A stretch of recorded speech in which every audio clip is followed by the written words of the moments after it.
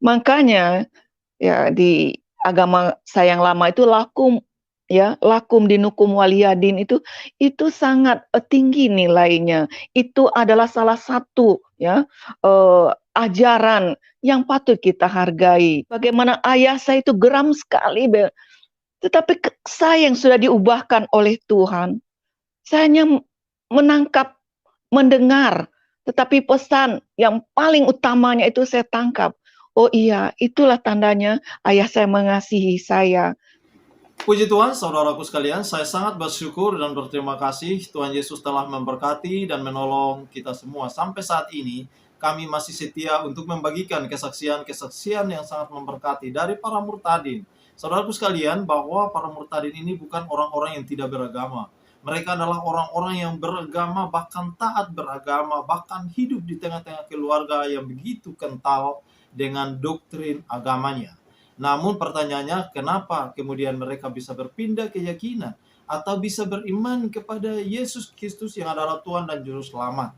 Padahal di dalam agama mereka mengajarkan bahwa Yesus itu adalah seorang utusan, seorang nabi. Namun kemudian banyak sekali yang kemudian berkata bahwa Yesus itu adalah Tuhan dan Juru Selamat.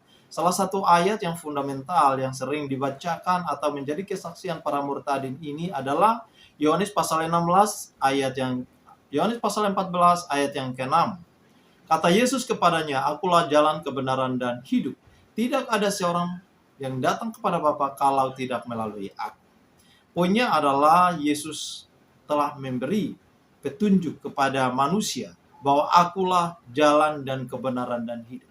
Jika siapa yang mau datang ke surga, siapa yang mau masuk surga harus melalui aku. Aku akan menunjukkan jalan yang lurus itu, jalan yang benar itu, dan kamu akan mendapatinya. Nah, oleh karena itu teman-teman, jangan ragu dan kita terus percaya bahwa Yesus yang kita sembah Tuhan yang hidup, Tuhan yang berkuasa. Karena Tuhan sudah memberikan pilihan kepada manusia untuk memilih mana yang baik, mana yang jahat. Ketika manusia ditempatkan di Taman Eden, di Eden, Tuhan memberikan pilihan kepada manusia, free will. Manusia bisa memilih taat kepada Allah atau taat kepada iblis. Dan pada akhirnya manusia memilih pilihan itu. Dan akhirnya manusia bisa jatuh ke dalam dosa. Dan itulah free will. Nah, oleh karena itu teman-teman, langsung aja kita simak dulu kesaksian murtadin berikut ini. Shalom saudara-saudaraku yang dikasihi Tuhan. Kembali kita bertemu ya dalam acara kesaksian ya. Saya percaya channel ini diberkati oleh Tuhan karena banyak sekali menyalurkan berkat-berkat rohani bagi kita semua. Saya juga suka ya mendengarkan bagaimana saudara-saudara yang sudah diselamatkan oleh Tuhan sungguh ya menguatkan. Ya begitulah seharusnya kita. Ketika kita sudah diperbaharui oleh Tuhan, tidak ada lain, Bapak Ibu yang dikasih Tuhan. Kita harus saling menguatkan, saling mengasihi, ya. Dan kita harus juga menyadari bahwa satu dengan yang lain atau ada orang yang kita lihat, yang kita dengar, semuanya belum ada yang sempurna.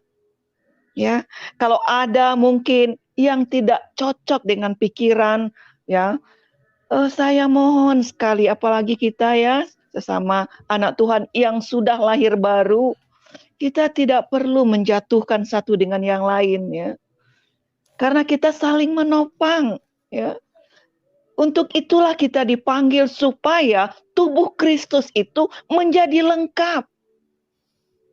Ya, tidak ada ya yang terlalu pintar, tidak ada juga yang terlalu bodoh. Karena kita mengandalkan Tuhan, proses Tuhan itu berbeda ya. Kadang-kadang hikmat Tuhan itu juga diberikan kepada kita masing-masing sesuai dengan kemampuan kita untuk menangkap pengetahuan yang diberikan Tuhan. Jadi memang tidak sama. Jadi tidak usahlah saling menghakimi, saling menjatuhkan ya. Kalau memang terlebih saya ya, kalau ada mungkin yang kurang yang kurang cocok dengan pikiran saudara atau ilmu Bapak Ibu yang dikasih oleh Tuhan, saya siap kok diingatkan. Karena saya tetap masih mau belajar. ya. Saya ini bukan gembala sidang dan juga saya bukan guru, tetapi memang saya terpanggil seperti yang saya saksikan kemarin, ya saya ini penginjil, saudara ya, membawa kabar baik. Sebelum saya bawa kabar baik itu, ya saya harus ya benar-benar memastikan dulu apakah kabar itu akurat atau tidak. Terutama tentu untuk saya ya. Tidak mungkin ya kita itu yang berbeda iman itu akan sama pendapatnya. Itu sangat tidak mungkin, saudara ya. Makanya ya di agama saya yang lama itu lakum ya, lakum dinukum waliyadin itu sangat tinggi nilainya. Itu adalah salah satu ya ajaran yang patut kita hargai. Ya, masing-masing kita punya keyakinan yang berbeda tentunya. Tentu pemahaman kita juga berbeda. Kalau saudara memasukkan pemahaman saudara yang berbeda iman dengan kami, ya, dengan agama-agama yang lain tentu tidak akan pernah cocok. Tetapi kalau kita mau berdiskusi di dalam persamaan, bukan di dalam perbedaan, itu akan ketemu. Karena demikianlah caranya saya berbicara dengan saudara-saudara saya. Sekalipun dengan geram yang mereka luar biasa, seperti yang saya saksikan kemarin ya. Bagaimana ayah saya itu geram sekali, tetapi saya yang sudah diubahkan oleh Tuhan, saya hanya menangkap, mendengar, tetapi pesan yang paling utamanya itu saya tangkap. Oh iya, itulah tandanya ayah saya mengasihi saya. Ya, dia merasa terhilang. Tetapi ya tentu kita sebagai orang yang sudah lahir baru harus juga memiliki karakter yang baru ya. Yang dulu saya pemarah, saya sombong, saya angkuh, saya dendam. Ya, tapi ketika kabar baik itu, ya, saya terima dengan hati yang baik itu, maka segala sesuatu bisa menjadi baik. Terutama tentu untuk diri kita ya. Kasihilah sesamamu seperti engkau mengasihi dirimu sendiri. Terlebih dahulu saya harus mengasihi diri saya ini. Ya. Saya harus mengasihi, saya harus menyelamatkan diri saya ini.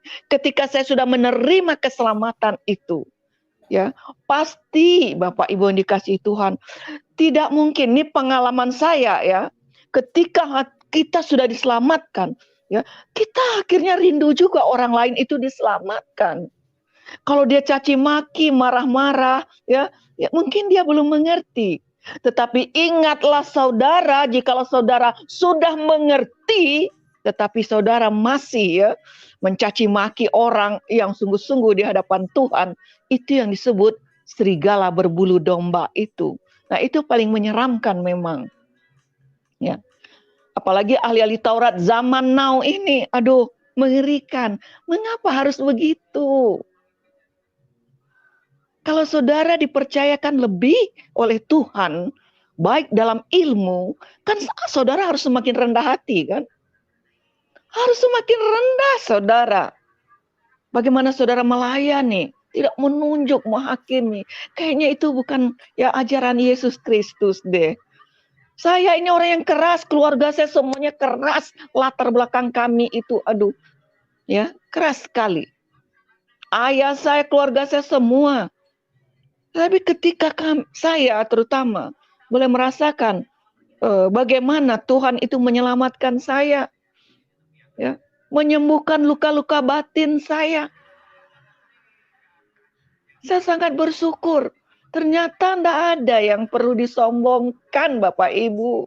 Tidak ada. Rasul Paulus mengatakan ketika dia sudah dijamah juga, apa yang menjadi kebanggaan dia dulu, mungkin gelarnya, kedudukannya, kekayaannya, dia anggap sampah semuanya. Saya terkaget-kaget memang membaca ayat-ayat seperti itu. Tapi banyak orang mengumpulkan sampah-sampah itu dan berdiri di atas sampah itu sehingga dia menjadi sombong. Apalagi kalau sombong rohani, aduh sangat mengerikan Bapak Ibu ya. Saya benar kata Bapak Gembala saya Pak Yusuf Roni. Kalau non-Kristen memusuhi kita, mau membunuh kita, kita mengerti karena dia belum percaya kepada roh yang dikata Roh Kudus itu yang disebut Allah itu adalah kasih itu. Dia belum mendapat itu. Tapi bagaimana dengan yang di dalam? Nah, saya sedang berada di ruang itu, Bapak Ibu, karena saya sudah jadi hamba Tuhan juga melayani. Dan benar itu. Paling mengerikan alih-alih Taurat ya zaman sekarang ini. Atau dikatakan juga serigala berbulu domba, mungkin kasarnya begitu. Tetapi satu hal yang saya tahu bahwa Tuhan tidak pernah meninggalkan saya. Kalau saya disudutkan, ditekan, ya direndahkan, apalagi mengatakan bohong, kesaksian bohong, saya paling bersyukur ketika mereka katakan itu. Tuhan, karena orang semakin membenci, ya semakin membenci, biasanya ditangkap oleh Tuhan, saudara. Karena kalau orang itu benar, kita tuduh tidak benar. Kalau orang itu benar, kita fitnah dia. Nah, pasti Tuhan, kalau dia tidak membalas, Tuhan akan berperkara. Nah, itu yang saya lakukan untuk ayah saya. Ya, luar biasa ketika Tuhan juga menjamah saya. Ayah saya itu, ya, boleh dikatakan rajo melenggang di langit, kata orang. Ya, dia tidak takut sama siapapun. Ya. Tetapi satu kali, ya, ketika dia menantang saya, dia katakan, dulu kalau dia tuduh saya ini disogok lah, saya ini diiming-iming, dikasih ini sama orang-orang Kristen itu.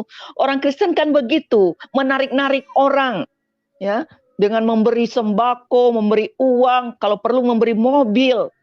Tidak terbukti sama sekali bertahun-tahun itu, tidak terbukti. Di situ ya, dia mengatakan jangan kamu sudah didukunin, sudah dipelet oleh orang Kristen itu, dijampe-jampe katanya. Jadi dia ingin bertemu dengan dukun saya. Siapa nama dukun saya itu? Akhirnya saya sebutlah, setelah saya dimandikan sama dia, ya supaya saya berbalik lagi ke jalan yang benar itu. Ya. Ayah itu yang paling saya benci dengan luar biasa ya.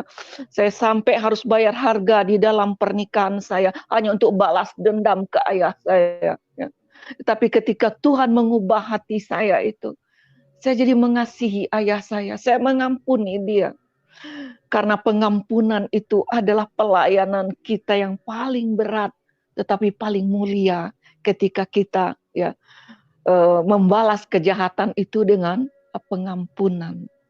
Ya, sebelum bisa kita mengampuni, ya, balaslah caci makian itu dengan penyembahan. Sembah Tuhan, agungkan Dia sampai kita benar-benar merasa menyatu dengan Tuhan itu. Nah, ketika kita mau mengampuni seseorang itu, benar kita bisa melupakan apa ya yang pernah dia lakukan kepada kita. Rasanya ya di antara bapak yang jahat, bapakku ini termasuk yang jahat ya, sama keluarga. Nah, tetapi di situ ketika Tuhan mengubah, kenapa? Ketika saya melihat salib itu dulu yang saya katakan, salib itu, maaf saudara saya minum. Maaf saudara ya, dulu itu saya memang menghujat ya, salib itu ada jin setannya. Emang begitu saudara, di dalam ketidakmengertian. Tetapi ketika saya melihat salib itu sekarang benar. Kalau tidak ada salib itu, tidak satu orang pun bisa diampuni oleh Tuhan. Tidak ada satu orang pun yang bisa berdamai dengan Tuhan. Tapi ketika saya melihat itulah karya Tuhan terbesar. Ya, lewat pengampunan yang dilakukan oleh Yesus Kristus. Sebagai manusia 100% dia. Pasti dia merasakan sakit. Karena dia harus menggantikan seluruh dosa di dunia ini. Dosa siapa? Dosa manusia. Dia 100% Allah, dia 100% manusia, saudara. Begitulah gambaran orang ketika Yesus disalib itu. Orang terpisah dengan Allah. Orang manusia kalau berdosa, ya, dosanya tidak diselesaikan, maka dia terpisah dengan Allah. Eloi, Eloi, lama sabachthani. Itu dia berseru sebagai manusia kita juga. Kita jangan sampai Tuhan Yesus meninggalkan kita lagi. Tetapi karena dia memang melakukan misinya dalam pengampunan untuk kita semua. Maka Yesus yang 100%, yang sempurna, manusia sempurna itu. Sebagai Adam, dikatakan Adam yang sempurna. Adam yang pertama sudah gagal. Ya, tapi Adam yang kedua ini, manusia yang kedua yang sempurna ini, yang menebus kita. Artinya dia menjemput kita kembali. Selesai sudah penghukuman manusia ya, di hadapan Tuhan. Yesus kembali memperdamaikan kita dengan Tuhan. Itu sebabnya kita bisa berhubungan kembali dengan Tuhan. Immanuel, Allah menyertai saya. Ketika ayah saya benar-benar ingin mencari dukun saya, aduh saya bersuka cita karena dia tidak menolak, saudara. Karena saya katakan dukun saya itu namanya Yesus. Oh mana dia? Di mana dia? Oh ada di gereja ayah. Kalau gitu, jangan kasih tahu keluarga semuanya. Jadi kami janjian waktu itu, saudara. Ya. Di jalan itu jangan kasih tahu siapa-siapa, kami janjian. Jadi bertemu di tikungan jalan. Jadi ayah itu dengan istrinya pura-pura pergi ke warung, saudara, dan saya menunggu. Akhirnya kami berangkat. Nah, Natal waktu itu ada di Hotel Indonesia, saudara. Itu ramai sekali, ramai sekali. Gereja itu pasti setiap Natal itu mengadakan perjamuan kudus, saudara. Tapi yang sangat menarik, yang saya tidak akan pernah lupa, bagaimana ayah saya ini dengan semangat 45 ke situ. Nih Hotel Indonesia nih, baru sekali nih saya injak-injak nih Hotel Indonesia. Saya ikut berperang melawan penjajah-penjajah itu. Ada andil saya untuk kemerdekaan ini. Tapi saya belum pernah nih injak. Masih dengan sombongnya saudara, saya ikutin, saya berjalan terus. Lalu sudah masuk ke dalam. Nah, ibadah waktu itu sudah mulai, saudara ya, sudah mulai. Pas mau khotbah karena terlambat, saudara. Jakarta itu kalau tidak macet bukan Jakarta ya. Jadi waktu itu pendeta bilang shalom gitu, ayah saya itu marah, dia tarik saya. Kenapa itu? Pas kita nongol di pintu, wah ya itu dia beri salam untuk ayah. Kamu nggak bohong. Enggak, ayah benar. Itu salam itu artinya salam. Assalamualaikum kalau bahasa Arabnya itu. Oh, dia buka pecinya saudara. Lalu dia, Waalaikumsalam warahmatullahi wabarakatuh. Nah orang yang sebanyak orang yang mendengar, orang melihat ke pintu saudara. Orang jadi kaget. Lalu kami masuk, diantar sama menerima tamu. Dan kami duduk agak terpisah. Jadi saya intip-intip ayah saya ini, dia tekun juga mendengar. Dia mendengar khotbah-khotbah itu sampai dia tenang saja, tenang, tidak ada komentar. Pokoknya dia mengamati. Ya. Untung dia tidak tanya mana itu Yesus itu, dia nggak tanya. Jadi dia terpaku ya, terfokus dia mendengar khotbah itu karena tentang Natal, saudara. Jadi dikupaslah di situ bahwa Yesus datang ke dunia ya, waktu itu kalau tidak salah begitulah bagian dari khotbah itu. Ya. Tuhan itu menjemput saya dan saudara ke dunia ini. Karena Tuhan itu sendiri yang menghukum. Ya. Jadi dia datang sebagai manusia. Dia menjadi manusia. Kalau dia mau datang jadi manusia, kenapa saudara heran? Orang namanya dia juga Tuhan. Kalau dia jadi kucing, jadi kuda, jadi apa, suka-suka dia. Namanya dia juga Tuhan. Kalau kita jadi Tuhan memang nggak bisa. Tapi kalau Tuhan itu mau kemana saja, jadi apa saja pasti bisa. Ayah saya tidak berkutik, saudara. Sudah ibadah, sudah selesai. Perjamuan kudus. Nah, perjamuan kudus itu dia lihat.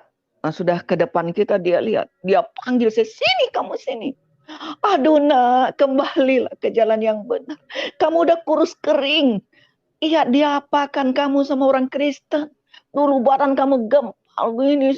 Sekarang kurus. Memang saya kurus kering waktu itu, Bapak Ibu ya. Eh, ya. Terus saya bilang, ini kan Natal. Ini hari raya kan, hari rayo di awak. Iyo. Terus kenapa ayah? Ini mewah, gedungnya mewah seperti ini. Masa rotinya itu kecil-kecil? Dasar orang Kristen ini ceke, pelit, dia bilang begitu. Saya udah terdiam, ada ketawa saya terdiam. Nah, nggak usah, saya nggak usah dikasih, pergi. Saya makan seraup juga itu, katanya nggak kenyang dia. Nah, sudah datang lagi lah itu, perjamuan kudus. Gelasnya juga kecil. Astagfirullah, la ilaha illallah. Itu minuman segitu. Bagaimana itu? Hah? Sagedang iko gedung mewah. Nah iyo kudo. Ya lihat. Saya mau menjelaskan, enggak bisa. Saya diam dulu. Udah pulang. Tuh tunggu ayah sedikit lagi, Nah, sudah terakhir lah saudara ya. Akhir dari ibadah itu doa berkat itu. Di situ saya berdoa, saya terus bergumul sama Tuhan. Tuhan, tolong Tuhan, jamah hati ayah saya. Karena ayah saya sudah bertindak. Orang kalau sudah bertindak, ingin tahu, biasanya Tuhan itu akan memberitahu. Nah, tiba-tiba dia tes lagi saya. Dia bilang, sini. Ya panggil lagi, kita duduk agak terpisah, saya datang lagi. Kenapa ayah? Boleh nggak tuh saya salaman tuh sama yang paling depan? Saya lihat kan jauh saudara, itu kan ribuan orang yang saya lihat. Yang depan itu yang di atas itu. Oh yang doa berkat. Saya bilang aduh. Oh iya ayah mau salam. Iya saya mau salaman sama dia. Nah mungkin terbawa tradisinya di agama kami yang lama. Memang kalau salaman pertama dengan yang paling depan itu rasanya pahalanya besar ya. Mungkin dia terbawa seperti itu. Lalu saya lari ke depan. Saya kasih tahu sama itu ibu gembalanya. Saya bilang, Bu, ayah saya datang. Dia tahu, saya kenal dengan dia. Kami sama-sama juga orang Minang, saudara ya. Lalu saya bilang, iya, ayah datang. Ya, yang benar. Iyo datang. Ya sudah, pokoknya terus ya dia mau salaman sama bapak. Aduh, tolong ya, Uni nggak mau tahu itu bagian Bu Gembala lah ya. Saya lari lagi ke ayah saya. Saya lihat juga dia lari ke atas. Itulah cara Tuhan luar biasa. Ya. Tuhan tidak akan pernah mempermalukan anak-anaknya. Siapa saya ini sebenarnya, Bapak Ibu ya. Tapi kalau kita ada kerinduan, ya, kita mau berkorban waktu, tenaga, ya, untuk jiwa-jiwa yang perlu diselamatkan. Yuk kita bertindak dengan kasih Tuhan. Ya. Lalu nggak lama kemudian mulai saya pegang bapak saya, ayah saya ke depan dan sampai ke depan. Tiba-tiba Bapak Gembala itu merentangkan tangannya. Dia rentangkan tangannya. Ayah saya jadi kaget, dia buka pecinya, dia taruh aja di keteknya. Akhirnya gembala ini datang, dia peluk ayah saya. Ayah saya nangis dan akhirnya didoakan ayah di situ. Keluarga saya yang lain tidak tahu saudara. Didoakan semuanya, dilepas, diadakanlah doa pelepasan itu. Nah sejak itu ayah saya itu mulai mendekati saya. Mulai ya sudah berapa bulan kemudian itu saya merasakan ada perubahan juga. Cara ayah saya memandang saya. Satu kali dia peluk saya. Selama saya hidup, saya terima Yesus itu umur 35 tahun. Ya, jadi waktu itu mungkin saya umur 40 tahun, saudara 42 tahun kalau nggak salah itu. Ayah saya memeluk saya. Dia katakan, ayah sayang sama kamu. Jadi sejak itu kami sering diam-diam berdiskusi. berdiskusi tentang bagaimana ini ayah begini. Ayah tetap sholat ayah. Tuhan Yesus ini tidak pernah mempersulit umatnya. Ayah bisa bahasa apa? Ya, bahasa bulan pun kalau ayah pakai, Tuhan Yesus tuh mengerti. Jadi jangan mau bahasa Indonesia atau ayah mau bahasa Arab, Tuhan itu mengerti. Oh begitu ya, iya. Mulailah saya kasih ayat-ayat, lalu dia bertanya ke saya. Dia katakan, mengapa kok orang Kristen itu, kok kamu itu menyembah Yesus Kristus itu? Kenapa? Dia kan manusia, ya. Dia kan dilahirkan dari si Maryam itu. Kenapa kamu menyembah dia? Itu kan dia anak manusia. Ayah saya bilang, dia itu sebenarnya, ya, dia itu 100% Allah itu, 100%. Dan dia juga 100% manusia, ayah. Kok bisa begitu? Ya namanya Allah bisa saja, ayah. Lalu dari mana kamu tahu dia itu Allah? Ya kelahirannya aja di Al-Quran juga sama kan, ayah. Ya, tanpa hubungan suami istri. Ya. Kan sebenarnya sama kan, pokoknya itu enggak usah ayah tanya lagi. Tapi kan ayah percaya, kata ayah kan cuma nabi. Iyalah ayah, kalau nabi juga. Ayah sekarang percaya Yesus nabi bukan Tuhan. Enggak, saya nabi, enggak apa-apa. Sekarang nabi mana yang lebih, iya, ayo kita perbandingkan. Nabi Isa, Nabi Daud, Nabi Ibrahim, Nabi ini. Mana yang bisa melebihi Nabi Isa ini? Baik mujizat-mujizatnya kita lihat kan suka mengukur ya segala sesuatu yang goib itu dengan mujizat itu kan. Tetap aja kan Isa ini nomor 1. Kenapa? Karena dia bisa menghidupkan orang mati. Yang lumpuh berjalan, yang tuli mendengar. Oh ya begitu gitu. Oh begitu, mulai ya namanya nah, kan ayah. Nggak apa-apa. Tetapi kenapa kamu nggak sebatas nabi itu saja? Tidak, saya sudah menerima Roh Kudus itu, sudah percaya penuh. Jadi Roh itu memberi ya pencerahan kepada saya, pengertian kepada saya. Ya, Roh Kudus kalau ada di kita, dia akan menceritakan tentang siapa Yesus itu sebenarnya. Lebih rinci lagi. Nah, lalu bagaimana? Iya, Allah itu sebenarnya roh, ayah.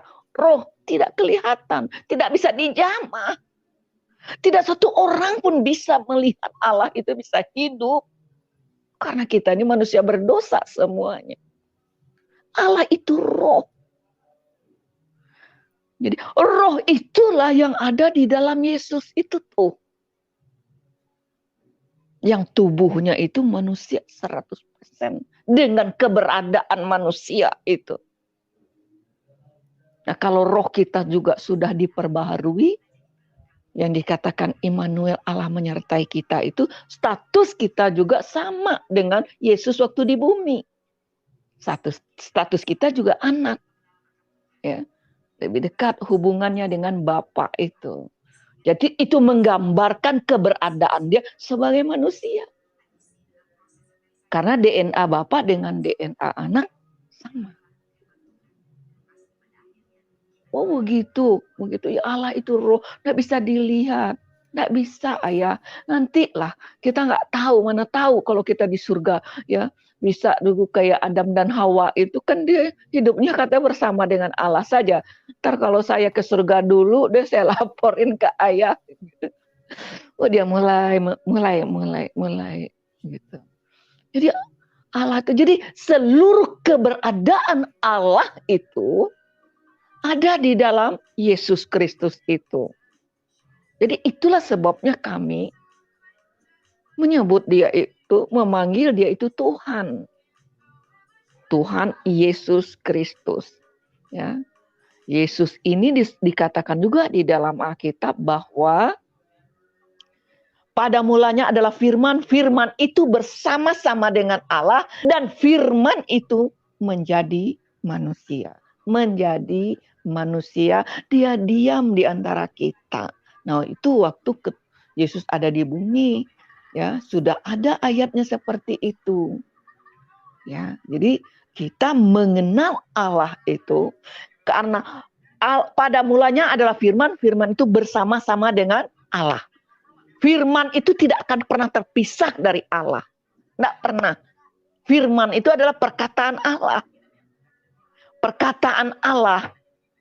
Nah, firman itu menjadi manusia. Namanya Yesus Kristus. Nah, jadi seluruh keberadaan Allah itu, jadi firman ini keluar dari roh Bapa itu, dari roh Bapa itu, dia menjadi manusia namanya Yesus. Kalau Yesus ini nanti naik lagi ke surga, dia bilang, dari Bapa itu juga nanti keluar lagi, dikeluarkan untuk menyertai kita. Namanya Roh Kudus. Jadi saya menjelaskan hanya sesederhana itu, ayah saya mulai memahami. Oh begitu ya. Hati saya juga mulai tenang, tapi bagaimana ini? Ilmu ayah saya itu benar tinggi. Menurut cerita ayah saya, saya nggak tahu, tanyalah sama kroni-kroni dia di Padang Panjang itu. Ya. Waktu zaman-zaman Jepang, zaman-zaman Belanda itu katanya, kalau dia bunuh orang pakai jempolnya aja mati, dia nggak pernah ketangkap, nggak pernah ketahuan. Dan gurunya aja bisa berdiri di atas daun tebu menurut ceritanya. Jadi di antara anak ayah semuanya dikumpulkan itu, waktu itu dia lihat telapak tangannya, menurut ayah ilmu itu harus diturunkan ke salah satu anaknya.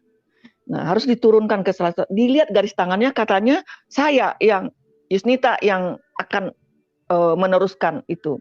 Tapi karena saya sudah terima Yesus, mental dia nggak bisa dia masukkan itu ilmunya. Kalau enggak begitu, ayah nanti katanya susah meninggalnya. Menurut ceritanya begitu. Nah, tetapi setelah dia menjadi percaya itu, ya secara roh saya lihat ya, secara manusia dia belum bisa mengakui kepada keluarga yang lain. Jadi mulai dia percaya. Karena waktu dia merangkul saya itu saya terasa ayah saya luar biasa. Itu ayah saya. Jadi dari 5 saya bersaudara waktu itu, saya cerita tentang ayah saya ini, kakak saya sudah terima Yesus, adik saya sudah terima Yesus. Jadi kami sudah bertiga itu terima Yesus. Ya kami berlima, jadi tinggal 2 waktu itu. Nah waktu itulah saya berbincang-bincang dengan kakak saya. Jadi cerita bagaimana juga kakak saya ini diselamatkan Tuhan. Ya. Kakak saya ini yang agak fanatik, saudara, belakangan itu sebelum saya terima Yesus itu, ya. Tapi waktu itu saya tidak mungkin mengulangi kesaksian yang kemarin karena kita melanjutkan ya. 13 tahun saya menikah dengan orang Kristen itu, akhirnya saya bercerai itu. Tapi perceraian saya itu sempat tertunda 2 tahun. Dalam keadaan saya sudah mengurus ke pengadilan, ya sudah saya mengurus, tiba-tiba kakak saya ini punya kasus. Suaminya punya kasus di kantornya, lalu suaminya ini pergi meninggalkan keluarganya, lalu anak kakak saya ini 5 orang. Kita juga jadi ya pokoknya saling mendukung waktu itu. Jadi dia ke rumah, ya, terpaksa perceraian saya ini bisa tertunda begitu ya. Karena kakak saya punya kasus, saya ke rumah, jadi saya nggak ke pengadilan dulu. Akhirnya dia anak-anaknya dibagi, ada yang di tempat saya, ada yang di tempat kakak yang lain begitu. Nah, jadi waktu kakak saya ini terima Yesus ini, itu puji nama Tuhan, kasus suaminya sudah selesai. Nah, saya sudah bercerai kan, ya seperti kesaksian saya kemarin itu, saya menumpang di rumah kakak saya itu, ya rumahnya tingkat, dia di atas, saya di bawah, waktu itu. Nah, dia ini dapat seperti kayak kanker payudara begitu. Ya. Jadi kalau kumat itu sebelah dari badannya ini seperti mau mati, matanya nih merah, saudara. Badannya kurus sekali. Jadi waktu dibawa ke dokter sana, udah berobat kian kemari. Akhirnya waktu di Solo, suaminya orang Jawa, orang Solo, akhirnya mau dioperasi, mau diangkat payudaranya itu satu. Jadi semua ada tanda tangan. Tapi tertunda karena suaminya itu punya kasus itu, saudara ya. Tertunda, tidak jadi.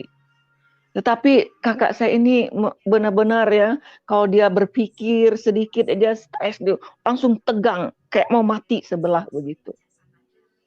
Jadi dialah yang trompet nih kan ke keluarga saya ketika saya baca-baca Alkitab itu. Itu dia. Tetapi cara Tuhan luar biasa ya Bapak Ibu. Waktu itu saya juga dapat penyakit kelenjar getah bening. Ya, sudah miskin melarat dapat lagi penyakit kelenjar getah bening, ekonomi morat-marit, numpang di rumah kakak ya. Semua pekerjaan sudah saya tinggalkan. Ya, benar-benar di bawah titik nol ya. Tetapi cinta saya terhadap Tuhan tumbuh. Saya percaya akarnya kuat seperti pohon korma itu tumbuh di padang pasir itu. Ketika saya bertemu dengan Tuhan itu benar-benar saya melekat erat. Beban apapun yang Tuhan taruh di kehidupan saya tidak sendiri lagi, tapi saya bersama dengan Tuhan saya. Nah kakak saya ini benar-benar mulutnya itu kayak ember bocor, saudara. Ya. Apalagi tentang iman ini. Soalnya dia, anak-anaknya aja datang guru mengaji ke rumah. Masa kamu tuh jadi kafir kayak gitu? Itulah ayah saya marah, semua marah. Tapi sebelum ayah saya terima Yesus, kakak saya itu dulu terima Yesus. Satu kali, ya, dia bilang, tiba-tiba saya lagi diam-diam di kamar, dia datang. Kenapa sih kamu di kamar terus? Nggak keluar. Saya kira dia nenggor kayak kemarin tuh marah-marah. Ya. Lalu dia tanya, kan sering saya kasih ayat-ayat dia marah-marah. Udah nggak usah. Dulu saya juga udah baca. Saya baca-baca dulu tuh. Ada Alkitab si Simon kan di rumah. Saya baca biasa-biasa aja, nggak ada apa-apa. Nah sekarang ini saya lihat dia datang dengan wajah yang berbeda. Ke kamar, dia datang siang-siang jam 1-an dia siang. Hehehe, kamu nggak ke gereja? Kaget saya saudara. Bilang, ke gereja? Saya nanti siang ke gereja. Sorean soalnya saya ikut ibadah yang jam 4 sore. Kenapa? Enggak, saya mau ikut. Saya kaget langsung saya bangun. Saya kira dia mau marah-marahin saya lagi. Nah, taunya ikut ke gereja. Saya bilang, iya, ikut gereja. Ya. Ikut ke gereja. Akhirnya saya enggak tidur lagi. Saya mikir-mikir mimpi apa enggak ini. Ya. Akhirnya kami kira-kira jam 2:30 kami berangkat, saudara. Berangkat ke gereja. Tetap saja terlambat, saudara ya. Baru saja kakak saya ini mau duduk ya, mau duduk di gereja itu, khotbah sudah dimulai. Nah, lalu dia Pak Yusuf Roni memang khotbahnya itu tuh tertanam di diri saya jadi buah ayat emas saya itu kalau dia bicara seperti itu. Ya itu juga yang saya sampaikan ke ayah saya. Dia bicara, dia berkhotbah itu.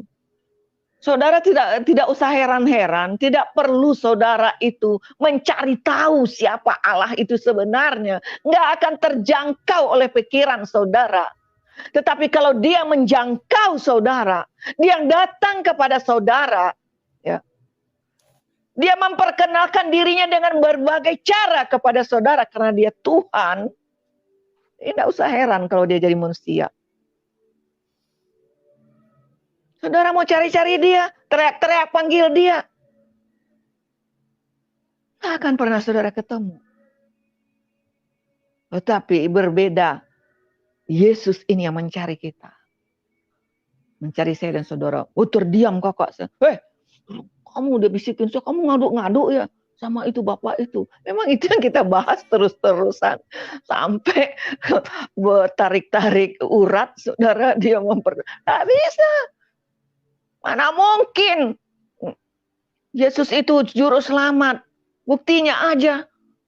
Pakai kolor, cangcut, porno, rambut gondrong, bikin malu. Itu yang saya jelas-jelas nggak ngerti-ngerti juga. Nah akhirnya dia terduduk. Dia bilang, kamu ngadu-ngadu. Saya bilang, enggak, masa saya ngadu-ngadu. Tapi ya puji Tuhan dia terdiam. Setelah itu pulang. Diam-diam.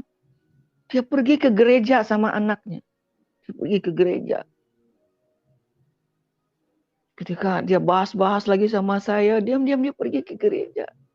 Apa yang terjadi, Bapak Ibu?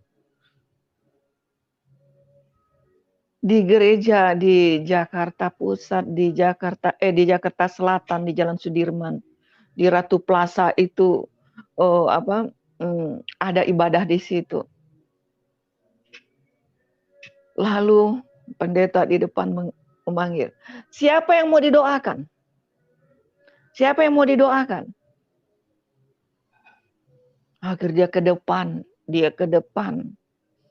Dia mau didoakan karena saya suka bercerita sama dia. Nanti kadang-kadang ada kok kalau kita ke gereja ini ya tiba-tiba pendeta itu mau doakan kita. Siapapun kita. Ya, maju ke depan. Apa masalahmu? Apa sakit penyakitmu? Mana tahu Tuhan bekerja, ya. Tuhan tidak pernah memaksakan kehendaknya juga. Tapi mana tahu nasib kita baik. Pas waktu itu dia mau menjamah kita, memakai hamba Tuhan itu. Bukan hamba Tuhan itu yang menyembuhkan. Tetapi waktu Tuhan itu, waktu yang tepat bisa aja hamba Tuhan ini, hamba Tuhan. Kadang-kadang bukan hamba Tuhan, jemaat biasa pun kalau dia punya kerinduan untuk melayani orang, Tuhan bisa pakai. Namanya juga dia Tuhan. Ya, dia bisa pakai siapa saja, apa saja, sarana apa saja dia bisa. Karena Yesus sendiri kalau berjalan di mana-mana begitu, juga dilihat apapun yang ada di pinggir jalan itu menjadi contoh oleh Yesus ya untuk memberi pemahaman pengertian kepada murid-muridnya. Nah ya akhirnya dia maju ke depan. Kalau maju ke depan itu dia suka tanya ke saya, apa yang kita bilang? Ya apa misalnya kita ini punya masalah sama suami. Ya, Tuhan saya punya masalah dengan suami saya, tolong selamatkan suami saya. Nanti ada pendeta-pendeta yang menopang kita dengan doa. Kalau kita sakit, Tuhan saya sakit, tolong sembuhkan saya Tuhan. Tolong. Harus ada iman yang keluar dari kita, keinginan, kerinduan dari kita. Biar jungkir balik orang doain kita, kalau kita nggak mau ya didoakan, nggak mau disembuhkan, nggak mau buka hati, saudara, ya itu nggak bisa sembuh, saudara.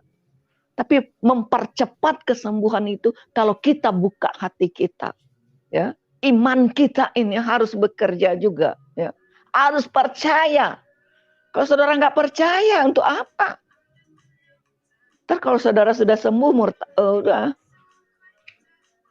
murtad lagi. Tapi mari kita mengalami Tuhan itu di dalam diri kita. Kalian mungkin dia ingat-ingat apa yang saya bilang. Dia diam-diam pergi sama anaknya. Lalu dia ke depan, dia berteriak, Yesus sembuhkan saya. Doakan. Menurut cerita dia, detik itu juga seperti ada yang keluar dari payudara. Badannya enteng sekali. Lalu dia naik ke mimbar, ke panggung itu dia naik. Dia minta mic itu. Saya sudah sembuh. Yesus sudah sembuhkan saya. Tuhan bekerja dengan caranya. Tugas kita hanya menyampaikan. Memberitakan, tidak ada paksaan. Kalau saudara tidak percaya, saudara yang rugi. Apa yang salah dalam Yesus ini?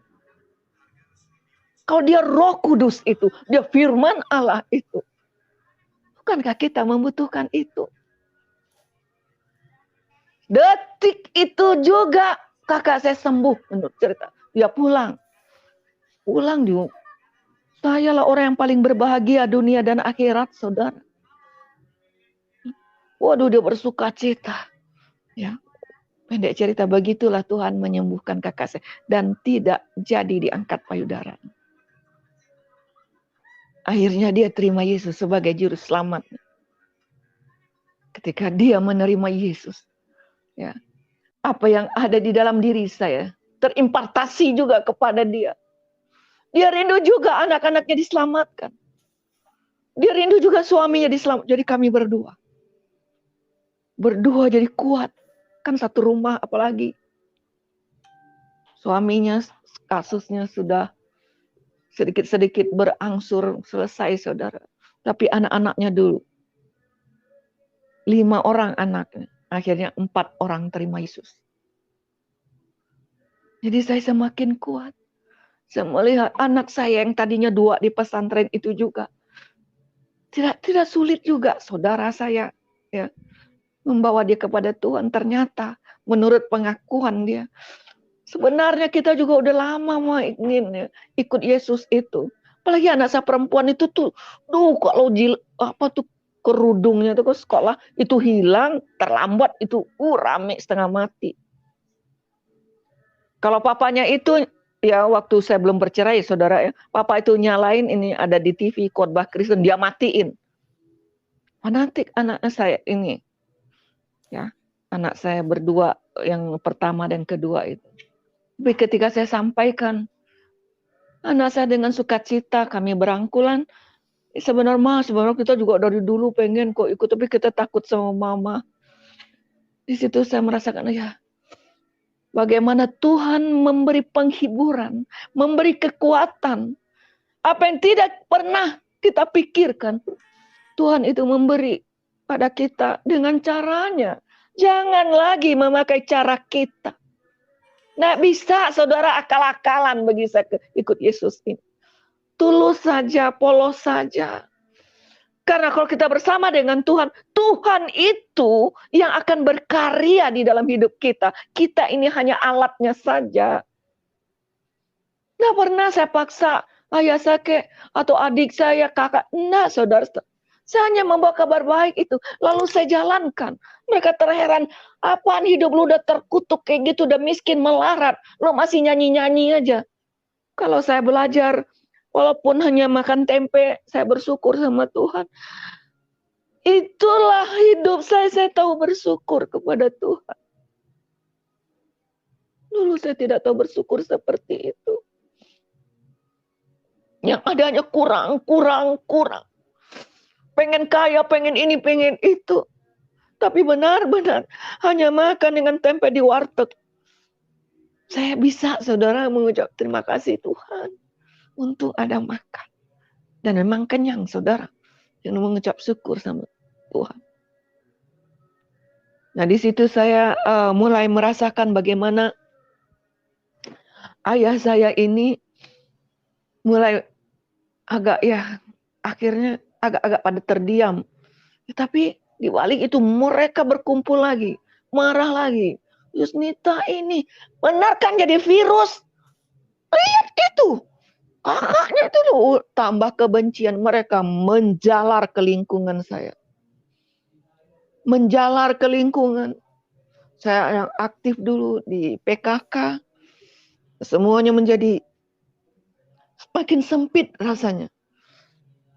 Saya tadinya yang di TVRI, di TPI, saudara, situ orang-orang, ya, kawan-kawan saya yang dekat sama saya. Waktu itu saya agak dekat sekali sama Ibu Ade Irawan, ya, Ade Irawan itu, karena saya janji kan dia akan main di film saya itu. Aduh, dia marah, dia trompet juga di TVRI itu, saudara. Sampai kepala bidang drama itu, dia katakan, tidak akan di-ACC naskah kamu itu. Puji Tuhan saya sudah tinggalkan itu. Ketika saya datang, saya juga mungkin ya, karena cinta mula-mula itu, saya cari juga orang di TVRI itu siapa yang Kristen Kristen, saya datang lagi ke situ, saya pakai salib Saudara. Waduh jadi rame lagi di situ, tapi ada berapa orang Kristen di situ. Cuman saya bertanya waktu itu, "Kenapa? Kenapa di sini setiap hari Jumat ini, saudara-saudara sepupu kita ini, dia sholat Jumat, kenapa orang Kristen tidak ada ibadah?" Nah, puji nama Tuhan sejak waktu itu juga terbentuklah ada ibadah, ya, ibadah di TVRI waktu itu, kumpulan orang-orang Kristen di situ. Saya pergi lagi ke Taman Ismail Marzuki waktu itu, di mana saya hidup dulu di dunia yang gelap itu. Saya kembali ke situ, banyak sekali yang menghindar bagi saya tidak. Saya kabarkan ini. Dan saya tidak mengerti juga cinta mula-mula itu. Benar berkobar di hati saya. Kalau dulu saya datang ke Taman Ismail Marzuki itu ingin mencari sponsor, melihat pemain, ingin jadi pemain Indian itu, ingin cari uang. Tapi sekarang saya membawa panji-panji Kristus itu. Dan pada waktu itu juga lah akhirnya beberapa orang Kristen berkumpul. Ya, berkumpul kami termasuk ya waktu itu Pitra Jaya Burnama, sutradara yang terkenal itu, Teguh Karya, ya waktu itu termasuk juga Roy Martin, Rudi Salam waktu itu akhirnya mengadakan persekutuan doa itu. Saya bersyukur sekali kepada Tuhan ya. Tapi sebagian tentu sangat membenci saya. Bisa bersyukur sekali dalam pelayanan saya terjaring juga jiwa ya. Satu orang kita ya, orang Minang, orang Padang ya. Ya, namanya Ina. Kenapa nih? Kenapa Uni jadi begitu? Nah, Dek, jangan marah dulu, jangan marah dulu. Yuk kita baca ini ya, Dek ya. Wah, akhirnya puji nama Tuhan, terima Yesus ya sebagai juru selamat. Puji Tuhan, saudaraku sekalian. Itulah kesaksian yang sangat luar biasa menurut saya. Dan mari kita terus meningkatkan iman dan akidah kita bahwa Yesus adalah Tuhan dan Juru Selamat. Tidak ada Allah lain, tidak ada Tuhan lain selain Yesus Kristus adalah Tuhan dan Juru Selamat. Dia sekarang ada di surga dan akan datang kembali untuk menjemput setiap orang dan akan menghakimi setiap orang menurut perbuatannya. Oleh karena itu, terus percaya dan meyakin bahwa dia adalah Tuhan dan Juru Selamat kepada kita semua. Markus pasal 16 ayat 15 sampai ke 18. Ya, lalu ia berkata kepada mereka, kepada murid-muridnya, pergilah ke seluruh dunia, beritakanlah Injil. Siapa yang percaya dan dibaptis akan diselamatkan, tetapi siapa yang tidak percaya akan dihukum. Tanda-tanda ini akan menyertai orang-orang yang percaya. Mereka akan mengusir setan-setan demi namaku. Mereka akan berbicara dalam bahasa-bahasa yang baru. Mereka akan meletakkan tangan atas orang sakit dan orang itu akan sembuh. Dan saudaraku sekalian, percaya Yesus adalah Tuhan dan Juru Selamat kita semua. Oleh karena itu, jangan lupa subscribe, like, dan video ini. Kiranya Tuhan memberkati. Shalom.